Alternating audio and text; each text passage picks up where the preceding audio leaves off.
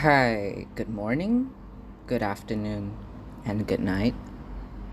Whenever you're listening to this, um, I guess this is like a podcast diary. I don't know, maybe I call it potluck with Jacob or something. Anyways, today's my off day, so I'm recording this. I don't know, I don't want to film a video and upload on YouTube. It's so I don't know. I always feel very uncomfortable on camera. So, I don't know. Every time I talk to myself, I have a fucking accent and it's not Singaporean. And I'm very mad about that. And people don't believe me when I say that I talk to myself in another accent. Yeah, it's kind of fucking weird. Anyways, today I am very angry. I am craving fried chicken. Yes, fried chicken. And I do not like McDonald's nor KFC fried chicken because the fried chicken here sucks. In Singapore, KFC, McDonald's, the worst fried chicken you can ever imagine.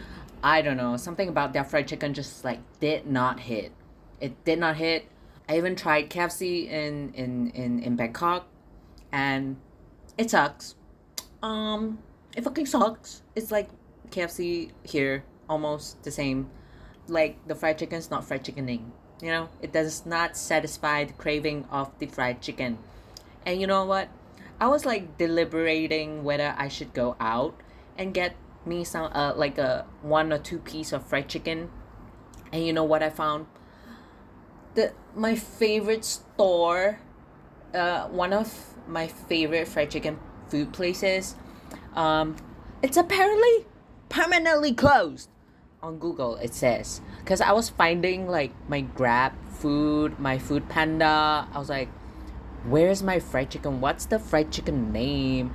And you know what? It's a Thai Hat Yai fried chicken, called Shuang Bao Thai street food Hat Yai fried chicken, or as the Teochew and Hokkien people say, Hap Chai, Hap Chai. Okay, I don't know why how Hat Yai become Hap Chai in this like Chinese vernacular, whatever we call it, Chinese languages, not dialects. I know my linguistics. It's not called dialects. Stop calling Hokkien, Teochew, Cantonese, Hakka dialects. I am so sick of it. I'm sick of it. I'm sick of it. Like you can't communicate Cantonese to Hokkien at all or Mandarin. They are unintelligible to each other.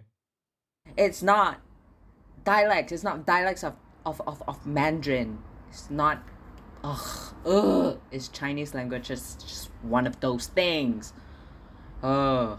Fucking hate this shit. Anyways, sorry. I'm just being annoying. Maybe it felt good. Maybe I know I'm letting this out. It felt good for me. Yeah. Haven't I've just been doing vacuuming. I did exercise. Haven't done my Duolingo though. Yeah, I still dabble into my Duolingo Spanish thing, but doesn't mean I'm gonna remember all the vocabularies that I learned. And then my grammar's kind of like shit now, even though I took 4 levels of Spanish in university, and it's like a they say it's like a B1 level of Spanish, so it's like an intermediate level of Castellano Spanish. Yes. I mean, I can read good, but like listening and producing Spanish, it's in itself is kind of like shit. Yeah. But like sometimes my brain just like somehow got the Spanish bug, and I could suddenly produce Spanish fluently. I can like suddenly grab on words in the air and produce it in my head, and I have no one to speak to. Annoying. Yes. Okay. I think I am gonna introduce my background. Yes, I took 4 years of linguistics. I did, what do you call it? Graduate. Yes, the word is graduate, Jacob. Why can't you remember? Anyways, yeah, I graduated from linguistics. Like, what? Now it's October 2023. I graduated in, is it July? Like the end of July. Sorry, there's airplane flying. If you can hear it, I don't know. I'm just recording it on my phone. I don't have a professional podcast mic because I am what? Poor. Yes. And now it's kind of distracting me from my train of thought. And let's take a pause. And we're kind of back from the plane flying. Yes, I have breakfast right in front of me, and it's like I have a cup, a mug of soy milk, cold soy milk, iced cold soy milk, and then I have a little half bowl of lei cha. I don't know how to translate this. I think you can call it tanda tree. They call it tanda tree. It's a tea soup kind of thing from Hakka people, originated by the Hakka people. Yes, and I have 2 slices of bread in front of me for my breakfast.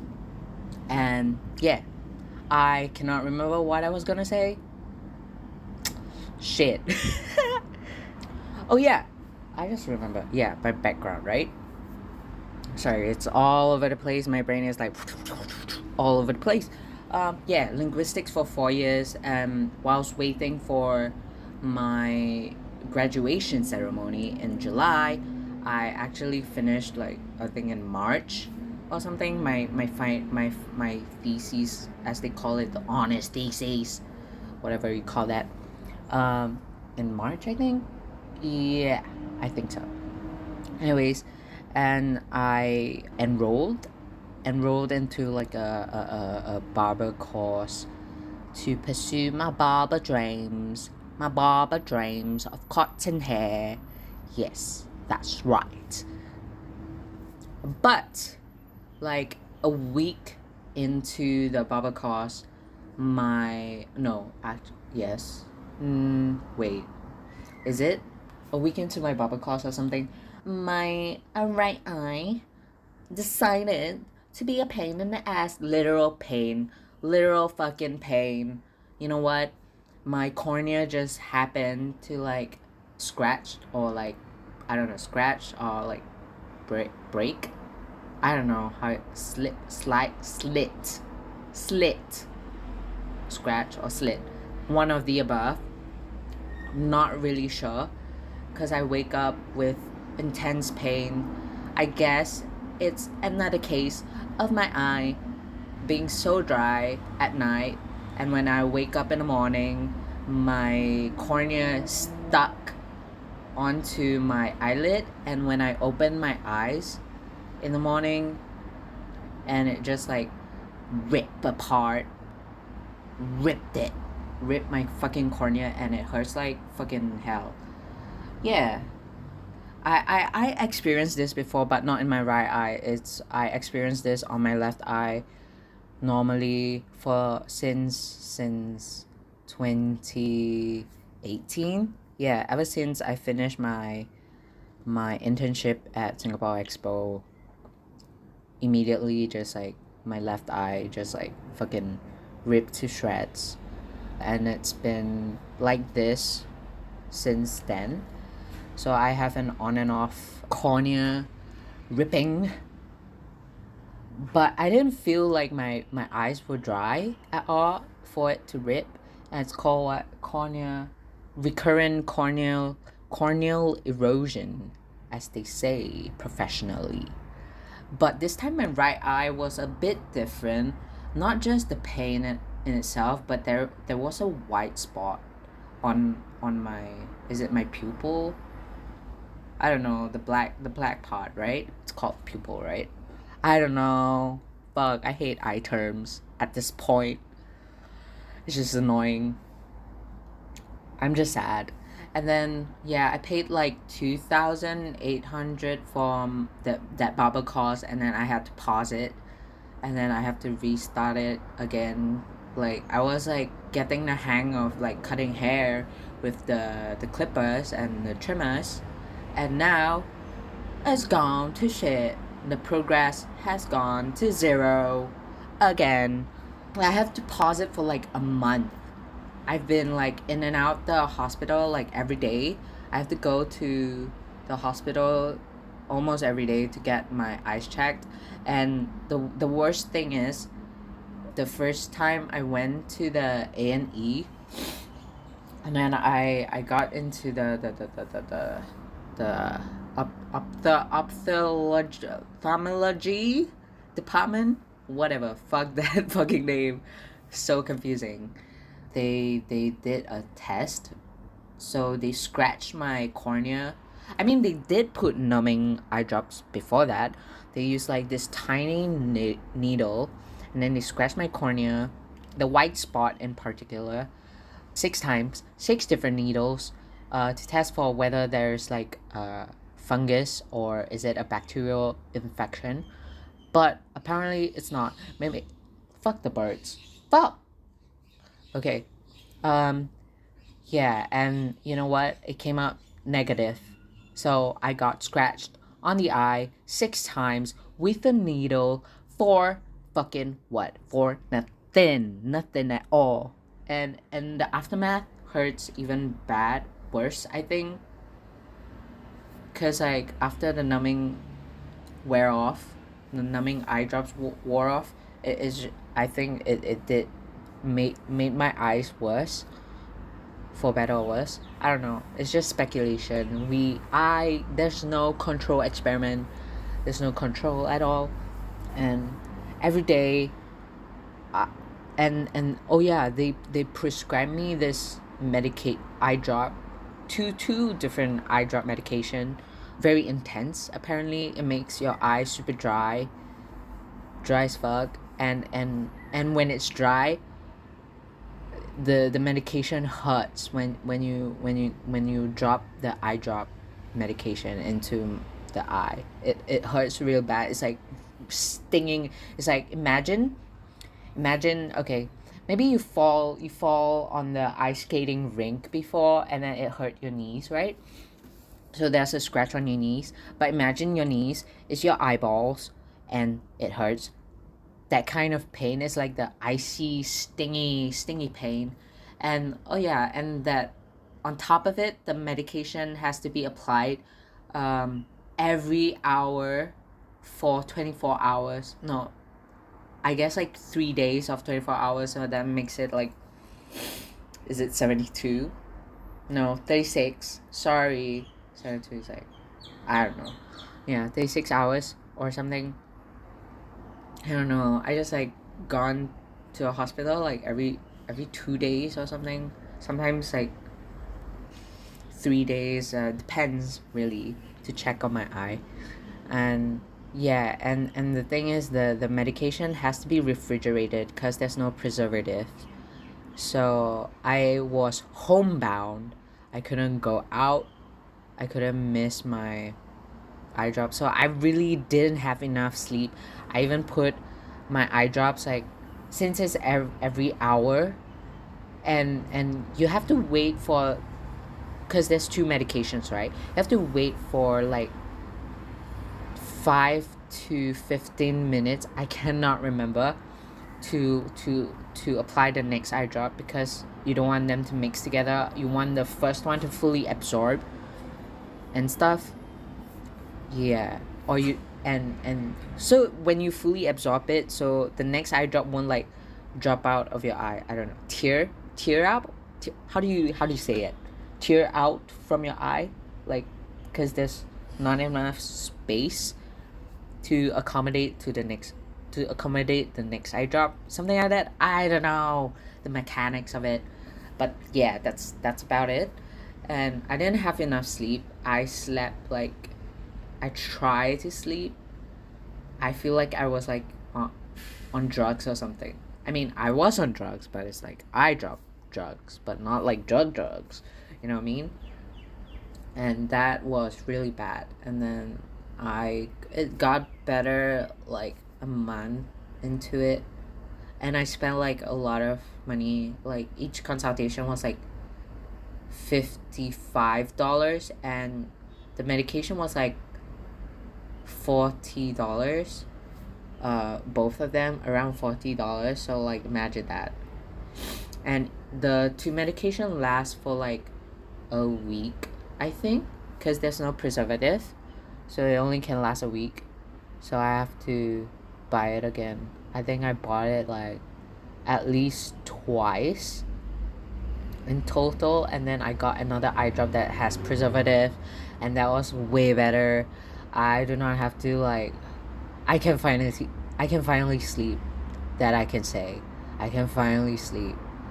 Oh, it was so painful, physically and mentally, because I didn't get enough sleep, and the eye hurt so bad. After the fact, like the eye didn't hurt that bad. It was the medication that was making my eye hurt. So I have to buy eye drops too, like the preservative eye drops, the vial, the those that come in boxes and like have like 30 vials or something. Yeah, that was the disposable one. I feel bad for the environment, but like I have to use it, and to prevent like bacteria, I have to use it. I'm sorry. I'm sorry, Earth. I'm sorry, Mother Earth. I'm sorry I let you down. And I was like vegan for like 5 years too, and then I wasn't vegan because like after this like traumatic experience, I went to a Bangkok trip for the first time with my friend, and like I'm too lazy to find vegan food. And yeah, I did Google vegan food before the trip, and it's all like Western food. It's not like Thai food, and the Thai vegan food was so far away from a lot of things, so far away from the downtown, and I live near downtown. The accommodation that we picked was near downtown, and yeah, everything was so far away. And we tried to go like to the chatu chop, the that people call it a cult or whatever, the vegetarian society or whatever, right? But yeah, we didn't have time to do that. We're so tired. We just ate at chatu chak, and I was so like over finding vegan or vegetarian food. I just like be but now I'm like flexitarian. I eat vegan food like 90% of the time. So I'm good with my heart, with the animals and the environment. I'm good, you know. Even though I don't really recycle, because I'm still confused with like the recycling methods in Singapore. They don't I've been googling how to recycle stuff for like years. For like there's like different, because like every country does it different. Like initially, I remember googling this. Initially, Singapore have like when they recycle, it's like all like you don't need to separate things to recycle, but like there's not much information, so I do not dare to recycle. So it's like a waste of my time, I feel, if I do that. And it probably like and people been recycling wrong, as you can see from like, for example, if you go to 313 Somerset, or like J Cube, or is it Gem, right? They have those like recycling bins where they put like plastic waste, paper, can, and general waste. I typically put in general waste because if I buy drinks, like those like bubble tea drinks or whatever, like how am I supposed to wash the cup? I'm not washing the cup, and I'm like zoom on my way. I'm busy. I'm zooming, walking, as the gays walk really fast. Like I don't want to go to the toilet and stinkify my nose. So and yeah, so I typically put it in general waste, and but you can see that people typically put it into plastic waste, and it pollutes the entire so-called recycling bin of the plastic, because you're not supposed to put food waste in with the plastic recyclables, right? From what I know from YouTube and those kind of knowledge, and then now suddenly Singapore has a different recycling method. And oh yeah, I didn't go through what recycling methods they have. So typically, in the past, they say, from what I remembered googling, was that they recycle as a whole. So when you put everything into the trash, they will just separate it out, but I don't know if it's manually. I think it's manually, like separated out for you. When they reach the let's call it the waste headquarters, the waste HQ, the rubbish HQ, the sorting out of waste, right? They say it's like a together thing, so you don't need to separate recyclables. But now suddenly in 2022 or 2023, they are trying to implement like recycling, but there's still not enough information on how to recycle. They suddenly they not suddenly, but like now they say that you have to wash your items before throwing the recyclables into the recycling bins. They should have state that from the start. And now everybody's like recycling knowledge. Yes, recycling knowledge of recycling and recyclables are so messed up.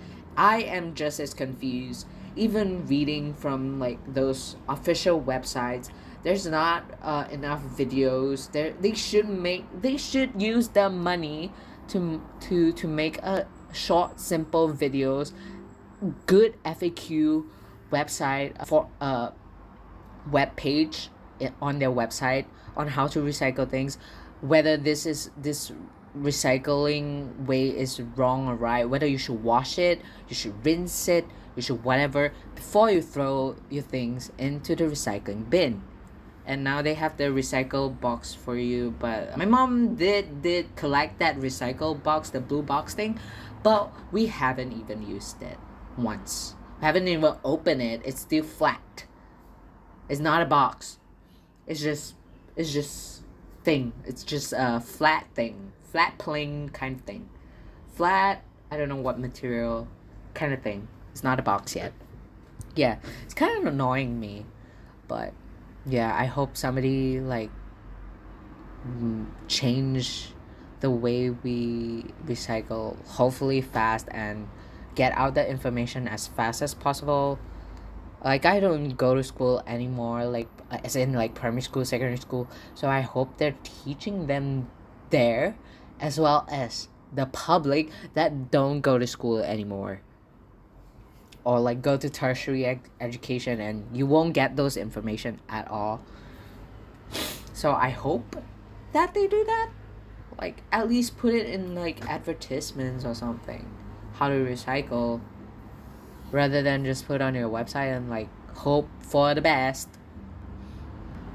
Oh yeah, getting back to like, yeah, the barber course. Yes, I graduated with a UK certified accredited degree for barbering, cosmetology. I don't fucking know, cosmetology department for barbering. And I am recently a month and 2 weeks, or 2 weeks in my barber apprenticeship that I found for myself. And yeah, they did give me allowance.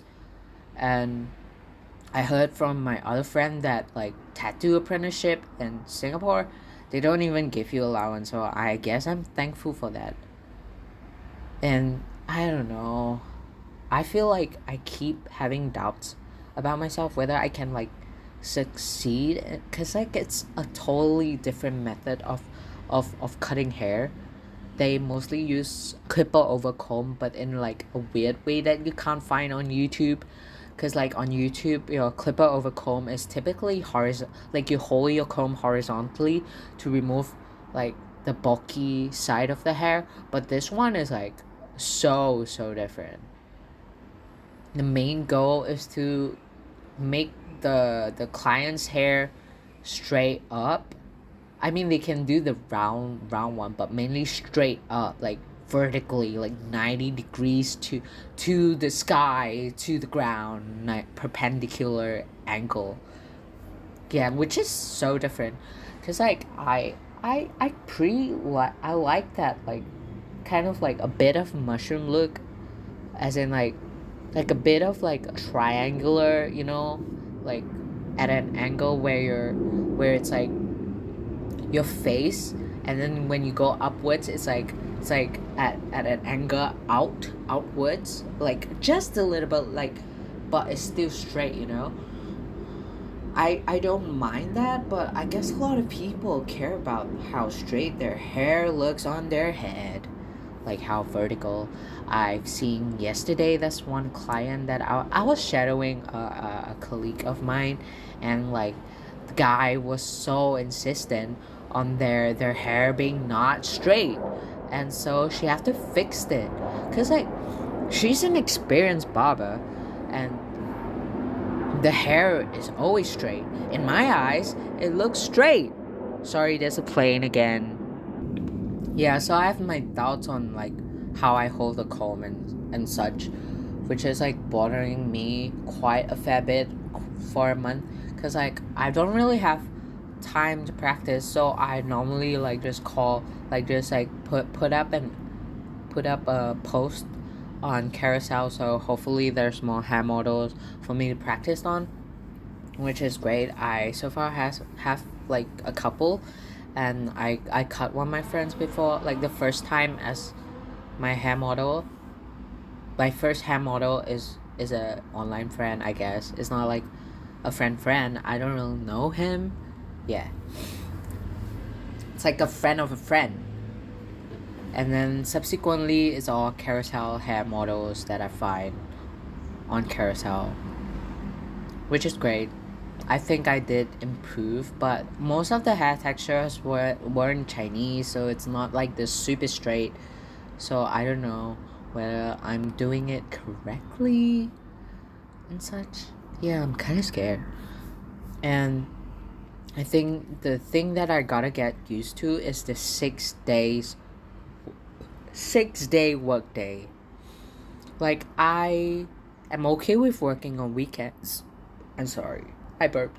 I'm okay with working on weekends, but like 6 days a week is kind of demanding, which I then think through, and I resigned a contract. I only can get out of this contract after a year, or I have to pay like 3,000 something to get out of this contract thing. But I don't know. I kind of want to be a barber still. I don't want to work in an office job, even though I am perfectly capable of doing office job, because I have a diploma in hospitality and tourism management. So I have the skills to do marketing, accounting, a bit of accounting. I have a pretty good at economic, economics. Kind of weird. And yeah, I did pretty good. Hence, I can go to university because of the GPA, kind of. And then I also have a degree, which people just care about where you got the degree, and it's from a local university. So my degree is definitely like on paper is really good. So I definitely could have found any job, even though finding job is so hard right now. My friends also have had a hard time finding like more like office kind of jobs. Typically, like those office jobs that they found were like not like let's business, like, I mean, it is a business, a company is a business, but like not like financial kind of like a business to B2B, like, or B2C kind of like business, but it's more like translation jobs, like working for translation agency, working for media agency. Yeah, it's all like very unique, no, special, like just different from the norms, from people who took a business degree, or yeah, from private or local business degree. They typically go for like more of like the marketing, advertising, finance kind of jobs. Well, my peers from linguistics really taking a different route, but still office nonetheless. Yeah, I'm. You know what? At the end of the day, I got something to fall on, which is my degree, which I don't think a lot of people can. A lot of barbers can say that, but like, I just want to cut hair. I just want to do my best. My goal of being a barber was to make it a safe space for queer people to step into a barber shop. Yeah, I did Google the barber shop that I'm currently in. Like, you have to put LGBTQ friendly on Google, like Google Maps on your own. Like, the shop owner have to put LGBTQ friendly on their own accord. Yes, they did do that, but like, I have not seen any queer clients thus far. No queer clients, all it's all like cis straight men. And yeah, I am trans. By the way, I am a trans guy. Yeah. So that was my goal, because like I had a hard time going to barbershops, because like we have like even speaking to my other trans friends, like we have this like anxiety going into barbershops, like, oh, we're gonna get like assaulted or something. I don't know, it's the worst fears, and weirdest worst fears. Like, we're gonna get clocked, we're gonna like seen as not like the other guys, we're gonna seen as like whatever, like is a danger, like it feels dangerous. It feels like we're in danger. That kind of feeling. Yeah. I just wanted to make I I wanted to go to another barber shop to be an apprentice, but like I didn't have the courage to go there. You know what? It is what it is. Next time, if I have enough money, I'm going to open a barber shop. That is my goal, and then make it super queer friendly. Like, my aspiration, like current aspiration of like was La Barber in Germany. La Barber, like LA Barber, Germany. That is like a super queer friendly shop. They have lesbians, they have like trans people, they have everybody getting their haircut there. And then the really close, like Southeast Asian queer barber shop that I know of is a Barbero. Is it? Let me Barbero or Barber. Let me Google barber shop. It's called.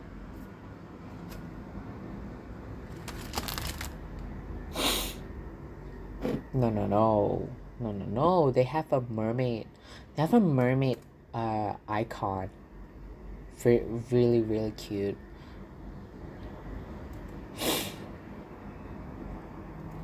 Philippines. It's called Barbiero Barbershop. So it's BARBIERRO Barbershop. Really cute. I follow them. Love it. I love they have like drag queen events, and like it's pretty cool. I like that's my goal, is to be like them. Like those two shops. Make a queer friendly space. People are okay to go in. Like, don't discriminate and such. Hi, it's editor Jacob here. I finally got my fried chicken. I got McWings. Yes, I gave a lot of shit just now, but McWings just hits different. And I've forgotten their existence. So, yeah. I love it. It satisfied my craving for fried chicken. And I also got matcha ice cream from how do you call it? Shatter Shat Race? Yeah. Anyway, I think this is it for today. I have to figure out how to upload this online. And I think I'm gonna give you two favorite current songs that I'm obsessed with right now. Is Troye Sivan, of course, the whole album, but like one of your girls, bitch, that music video though. Like Ross Lynch and Troye Sivan in drag, bitch, my bisexual ass is going crazy. And next song is a Thai song by Bilkin. Bilkin just released a song called Daily Magic. I love the visuals. I love the outfits. It's everything is very pop of colors. Very it's like a it's toy. It's giving toy core. It's giving 90s. Yes, fun song. Yep. Think that's it. Thank you for listening to. I guess my name is. The name of the podcast is Podlog. Podlog with Jacob. And goodbye. Hopefully, you'll listen to me soon.